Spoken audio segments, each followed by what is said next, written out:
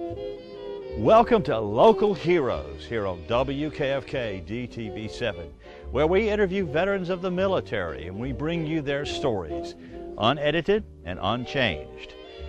So don't go away. We'll be right back with a very interesting story from one of our local veterans.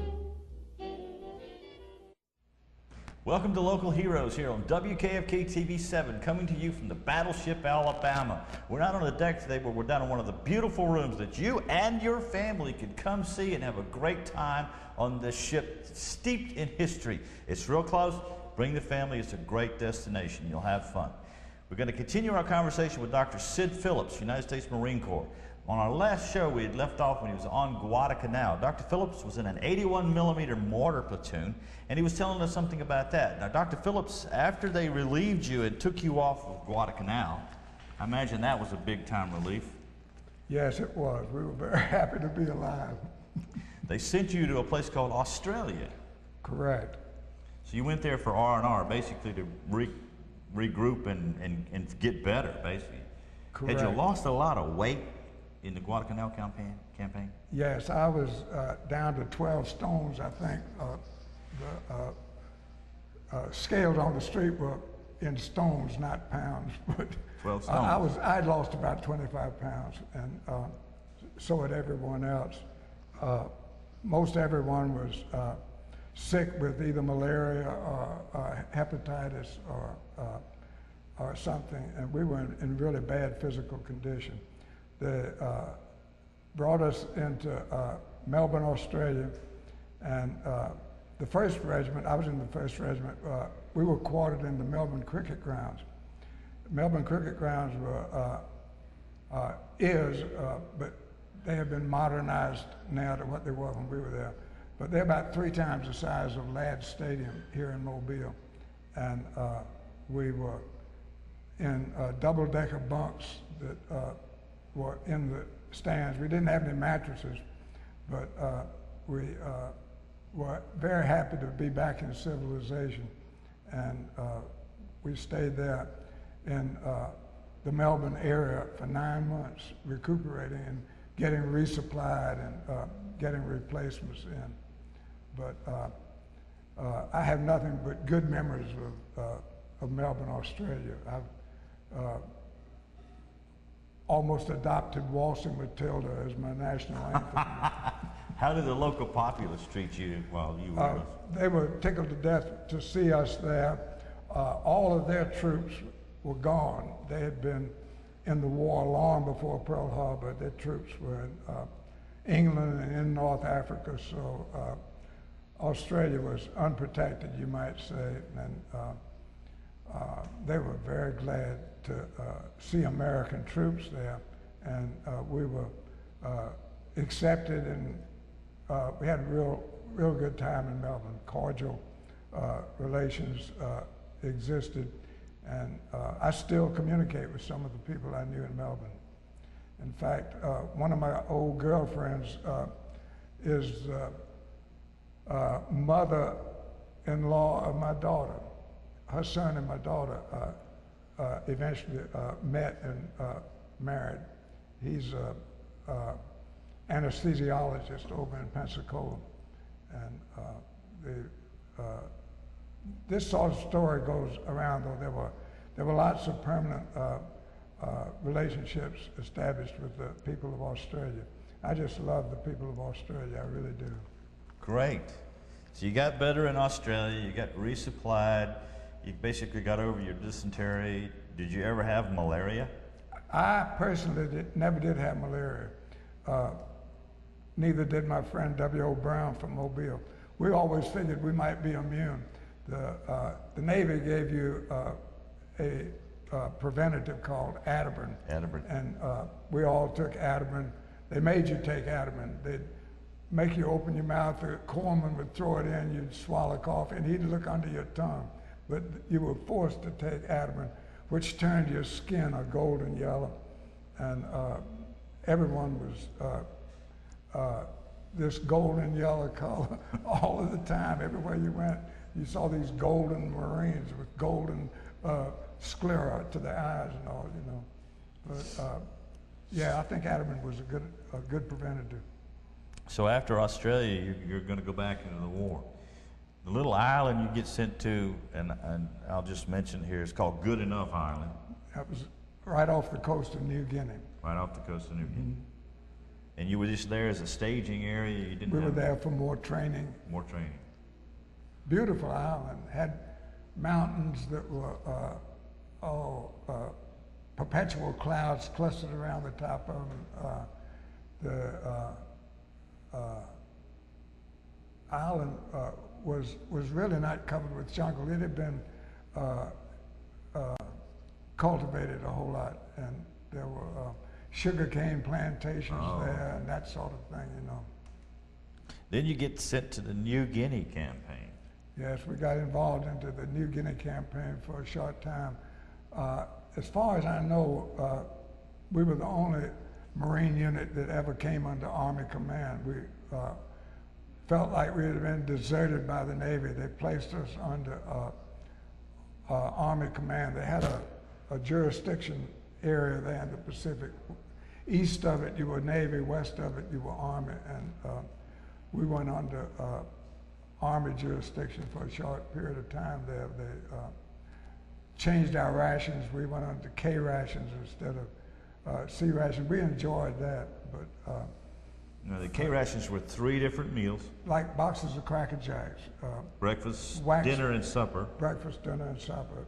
And it was a pleasant change, but after a while they all tasted the same too. You despised the K rations also. So you guys weren't getting a lot of hot meals prepared for you in the field. No, we were not. And they probably intended to, but it just wasn't that easy. There was a situation on Cape Gloucester, New Britain that I love to remember because I'll get to that when you start talking about New Britain. But no, you can tell me right now. Okay? I'll get you. You went out from New Guinea into New Britain, Cape Gloucester. Cape Gloucester, New Britain was a end of the world on jungle. The jungle is thicker on Cape Gloucester, New Britain, I would say, than anywhere else on Earth. When we went ashore the day after Christmas of 1943, the monsoon season began, and it rained 24 hours a day, it seemed like, the whole time we were there. And if it stopped raining for an hour, everybody felt like we were in a drought, you know, but everything rotted, your clothes rotted, your shoes rotted, your personal items like letters and photographs, you couldn't have anything, it just all rotted. But the thing that I remember so well about Cape Gloucester is I was put on permanent KP one time. My lieutenant said I was on KP forever and ever and ever. And we went over to the galley tent, this boy and I, and we hung our hammocks on a ridge. The galley tent was down by this beautiful little stream, and all the trees were taken, so we hung ours up on a ridge. And that night, we had, well, the mother of all rainstorms. It rained 12 inches in about 6 hours. And this little stream turned into a roaring river, and it carried away the galley tent, it carried away the stoves.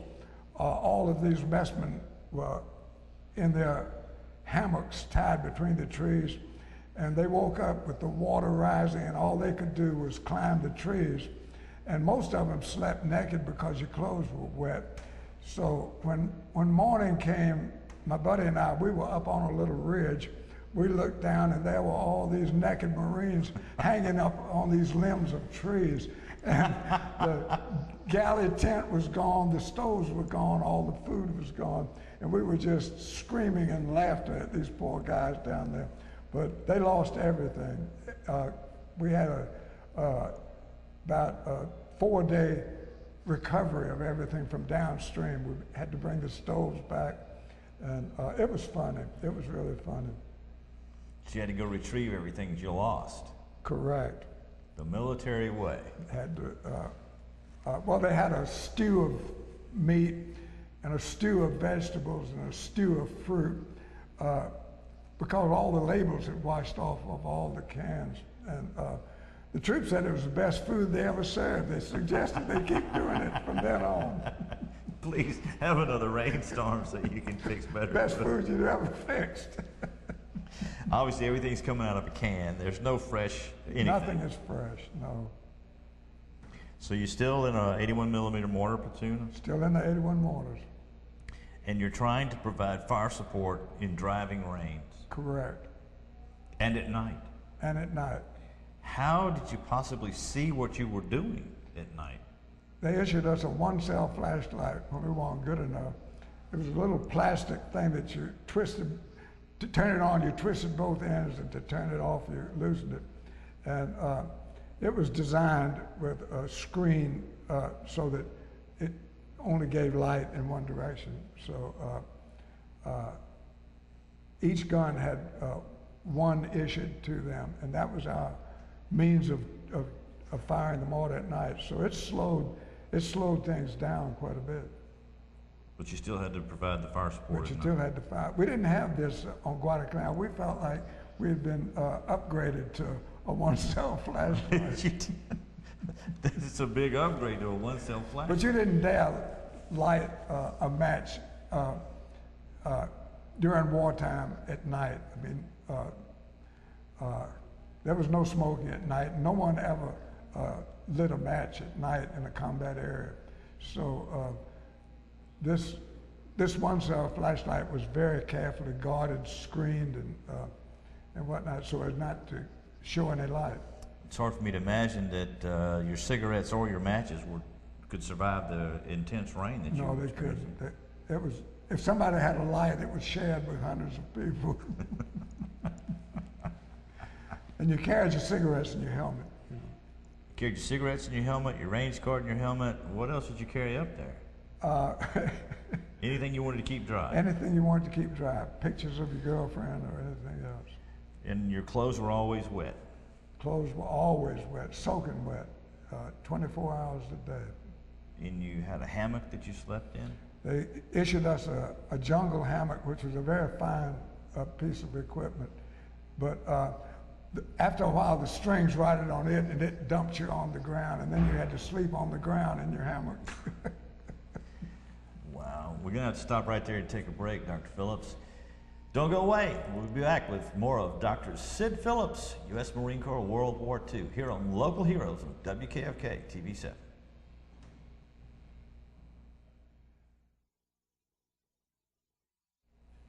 Welcome back to Local Heroes here on WKFK TV 7. We're continuing our conversation with Dr. Sid Phillips, United States Marine Corps, World War II. Dr. Phillips, before the break, you were on a wonderful place called Cape Gloucester where it rained 24 hours a day. Correct. Everything you had rotted, your clothes, your shoes, everything. How, in that time frame, or how were you guys communicating with home back then? Letters, no doubt. Yes, of course, there was nothing but letters in World War II. There were no telephones. There was just no other communication except letters. And it was not easy to write a letter if you were in the military because you had to have stationery, you had to have a pen. There were no ballpoint pens. If you had a pen, you had to have ink, and if you had a fountain pen, the thing would soon fall apart and disintegrate. So writing letters was not easy, but we managed to do it.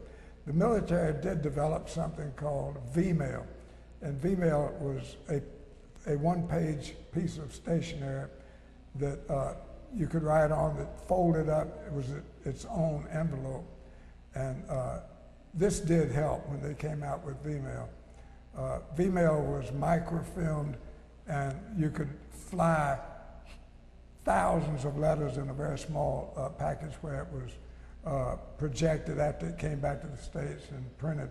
So V-mail was a good idea. Yeah, it was, but I have some of that stuff, and it's a really small form, and someone my age has difficult time reading it. You almost have to have a magnifying glass because it's not the same size as the V-mail form. It's kind of shrunk up, and it comes in a little brown envelope. So That's V-mail correct. on the outside. And my mother used to type them, and you almost needed a magnifying glass to read. Oh, your mother used to type and you used to hear from your mother on the on V-mail. She would type on the V-mail form. It worked both ways. At the end of the war, they were selling V-mail so that it would go both ways. But it did speed up the time because the letter could go by air in the microfilm. But that was the only way of communicating with home was a letter, and occasionally you would get one, and then all of a sudden you might get another one that's right behind it, and then there might be a month or so when you didn't get anything. That's right. A month, even 6 weeks sometimes with no mail. I guess it would have to catch up with you if you moved. Well, when you get all these letters in, you'd look at the postmarks on them and read them in sequence so that they made sense, you know. But then when you moved to another location, it would have to go and catch up with you, and then maybe you got a lot of letters, and it was kind of a lull, and you wouldn't get any. I wish I had saved a lot of those letters, but it was impossible. There's just no way to save them. So you moved from, you were on Cape Gloucester for about 4 months? About 4 months, I would say. Mm-hmm. And again, obviously, you're not getting nothing really good to eat. You might have lost weight again. You're probably kind of... Everybody had some sort of fungus disease, rot, not just athlete's foot, I mean rot in your crotch and armpits. And, jungle rot. Jungle rot. It was just like Guadalcanal in the respect of insects. Insects on Cape Gloucester were every bit as bad as Guadalcanal. You get a break in your skin and it would fester and become ulcerated and just would not heal. It would just, it was impossible to heal it in that humid tropical climate. And you had Navy corpsmen who were with the Marines. We had wonderful Navy corpsmen with us at all times. Yeah, we had, I think, 3 in H Company. 1 in the mortar platoon and 1 in the machine gun, or 2 in the machine gun company. Now you moved off of Cape Gloucester to a little island called Pavuvu, and in our conversation before we rolled the tape, it was known for land crabs and rats.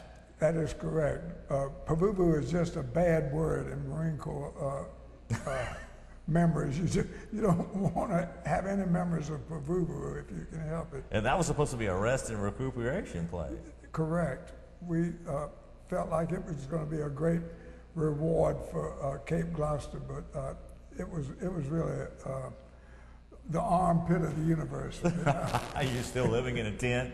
Your food's not that great. Still living in tents. Food, we were on rations on Pavuvu, back to the sea rations for weeks and weeks and weeks. And then they set up a galley.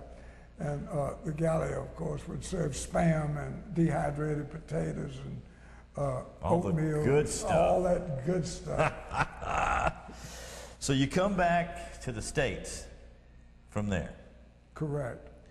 And I was rotated home. Rotated home. How did it feel to get back into the United States after being overseas that long and in such tough conditions? I don't think there are words that could describe it. I really don't. I have such clear memories. When we came off of that troop ship in San Diego, we came back to San Diego on a beautiful brand new troop ship, had twin screws, and we traveled alone. We didn't have any escort coming home. But I remember a lot of the boys when we came down the gangplank there in San Diego got down on their knees and kissed the dock. That's how they felt about surviving and finally getting home. It was a great feeling. It really was.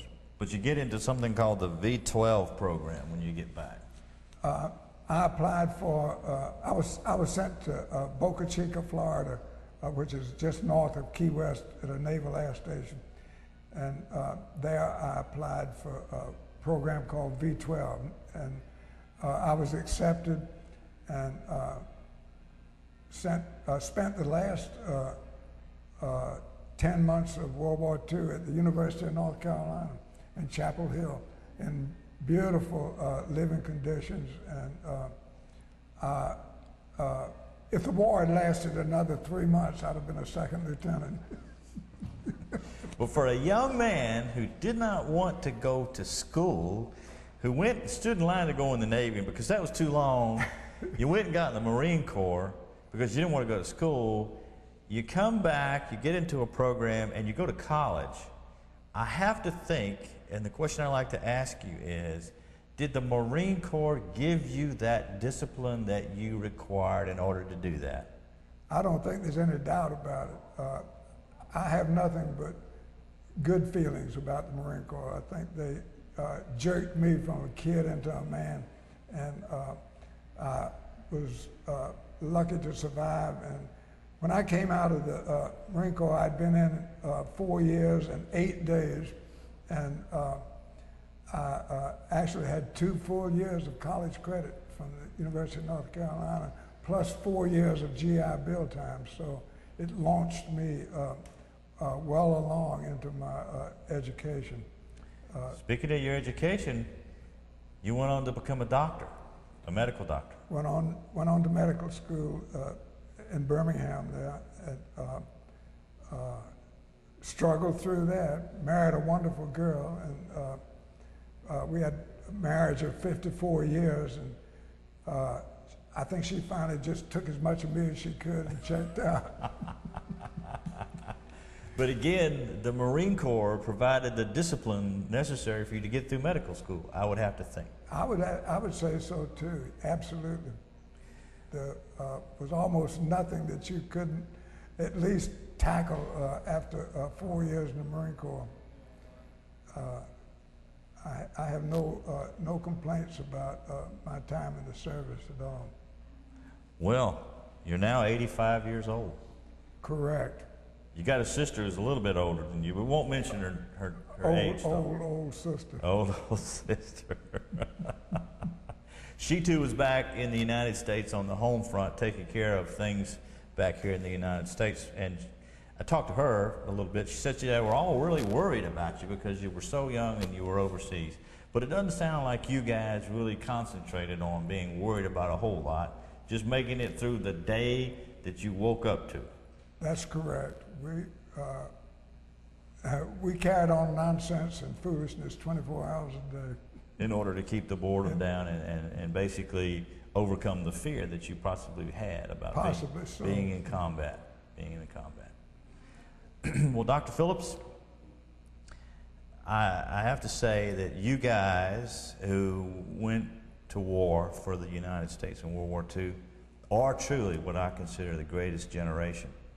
And I think the country of the United States owes an extreme debt to you guys, because if it weren't for y'all, if it weren't for you going down to get in that line and almost getting in the Navy, but going to the Marine Corps and willing to go overseas and fight the greatest war that the country has ever known, I wouldn't have my freedom today. And I want to say thank you. Well, I want to thank you for your patriotism. I'm thrilled to see this revival of patriotism that seems to be occurring in the country.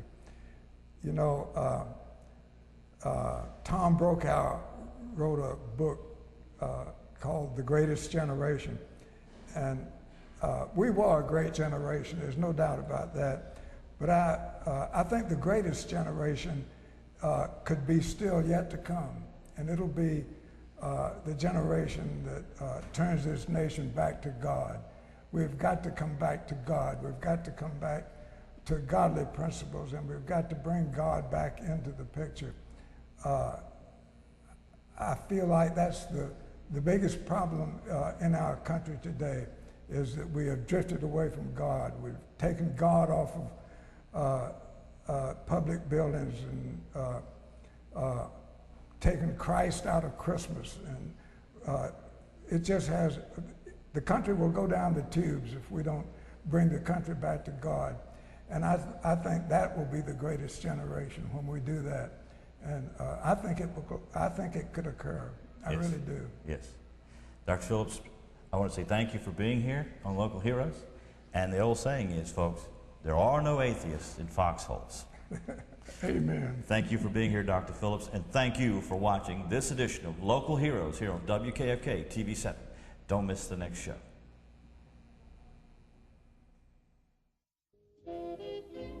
Thank you for watching this edition of Local Heroes here on WKFK DTV 7, where each week we bring you a story about a veteran, unedited, unchanged, and in their own words.